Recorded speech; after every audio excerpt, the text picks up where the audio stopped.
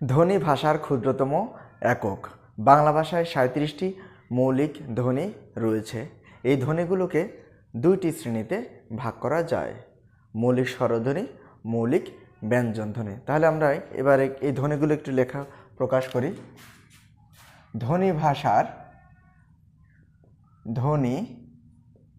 ভাষার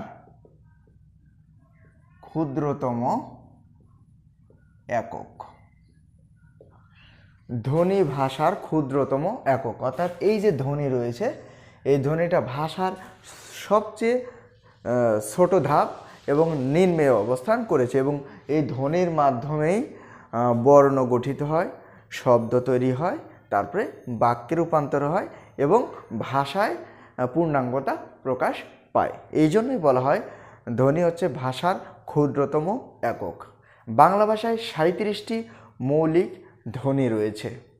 এই ধ্বনিগুলোকে দুইটা শ্রেণীতে ভাগ করা যায়। প্রথমত, এই যে মৌলিক ধ্বনি, বাংলা ভাষায় মৌলিক ধ্বনি রয়েছে কয়টি? মৌলিক ধ্বনি, বাংলা ভাষায় মৌলিক ধ্বনি 37টি। এই ধ্বনিগুলোকে আবার দুইটা শ্রেণীতে ভাগ করা যায়। এক হচ্ছে মৌলিক স্বরধ্বনি,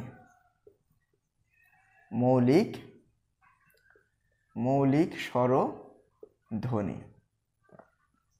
মৌলিক স্বরধ্বনি 7টি। মৌলিক স্বরধ্বনি 7টি কি কি? অ, আ, এ, ই, উ, এ, ও। এই 7টি হচ্ছে মৌলিক স্বরধ্বনি। এরপর আমরা দেখি মৌলিক ব্যঞ্জন ধ্বনি। মৌলিক ব্যঞ্জন ধ্বনি 30টি। এই মৌলিক ব্যঞ্জন ধ্বনি 30টি হচ্ছে ক থেকে ঢ পর্যন্ত হবে, এবং অনুস্বর, বিসর্গ, চন্দ্রবিন্দু, খণ্ডতর এগুলো হবে না। এগুলো মৌলিক ব্যঞ্জন ধ্বনির মধ্যে নেই। ঠিক আছে, তাহলে মৌলিক ব্যঞ্জন ধ্বনি 30টি। এরপরে আমরা আসি যে ধ্বনি তাহলে আমরা কত প্রকার এটা বলতে পারি। আরেকটা প্রকারভেদ রয়েছে, ধ্বনি 2 প্রকার। এক হচ্ছে স্বরধ্বনি, আরেকটা হচ্ছে ব্যঞ্জন ধ্বনি। তাহলে স্বরধ্বনি কাকে বলে? যেসব ধ্বনি উচ্চারণের সময় মুখের কোথাও কোনো প্রকার বাধাপ্রাপ্ত হয় না তাকে বলে স্বরধ্বনি। তারপর এই স্বরধ্বনি কোনগুলো? যেমন করে স্বর অ, স্বর আ, রস্ব ই, রস্ব উ, এই বর্ণগুলো উচ্চারণে কোথাও কোনো প্রকার বাধাপ্রাপ্ত হয় না, যার জন্য এগুলোকে বলা হয় স্বরধ্বনি। এরপর ব্যঞ্জন ধ্বনি। যেসব ধ্বনি উচ্চারণের সময় মুখ বিবরের বা মুখ গহ্বরের কোথাও না কোথাও বাধাপ্রাপ্ত হয়, অর্থাৎ এই যে আমাদের যে ফুসফুস, এই ফুসফুস থেকে একেবারে আমাদের বাক প্রত্যঙ্গের ধ্বনি উচ্চারণের ক্ষেত্রে সর্বনিম্ন স্তরে রয়েছে আমাদের ফুসফুস, এবং ফুসফুস থেকে এই যে ওষ্ঠাধর এই পর্যন্ত যতগুলো প্রত্যঙ্গ রয়েছে সবগুলোই আমাদের বাক প্রত্যঙ্গ, এবং এই বাক প্রত্যঙ্গের ফুসফুস থেকে ঠোঁট পর্যন্ত যতগুলো বাক প্রত্যঙ্গ রয়েছে এর মধ্যে একটাতেও যদি বাধাপ্রাপ্ত হয় ধ্বনি উচ্চারণ করতে গেলে, তাহলে সেটা হবে ব্যঞ্জন ধ্বনি। তাহলে সংজ্ঞাটা কি? যেসব ধ্বনি উচ্চারণের সময় মুখ বিবরের বা মুখ গহ্বরে কোথাও না কোথাও বাধাপ্রাপ্ত হয় তাকে বলে ব্যঞ্জন ধ্বনি। ব্যঞ্জন ধ্বনি কোনগুলো? যেমন ক, চ, ট, ত, প, মূর্ধন্য, দন্তন্য, ম, এইগুলো হচ্ছে আমাদের ব্যঞ্জন ধ্বনি।